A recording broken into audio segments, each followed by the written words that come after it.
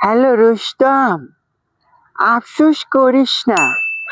গরু বাজারে গিয়ে গরু কিনেছিস, জিতেছিস না ঠকেছিস? আফসোস করিস না বন্ধু। আফসোস করলি মানে তুই পস্তাইলি। আফসোস করা যাবে না। জিতেছিস তার মানে তুই পস্তাইলি, ঠকেছিস তার মানে তুই পস্তাইলি। তোর পস্তানো যাবে না, তুই এমন ভাবেই থাকতে হবে তুই কিন্তু এটা আল্লাহর রাস্তায় কোরবানি দিতেছিস। সো এটা মাথায় রাখবি, ঠিক আছে বন্ধু? আমি আফসোস করতেছি, কিভাবে যে গরুটা কিনবো, আমার সাথে কেউ নাই, একা আসছি। আশেপাশে চোর টোরও থাকতে পারে, বলা যায় না। আমার কাছে টাকা আছে তো অনেক, বুঝছিস?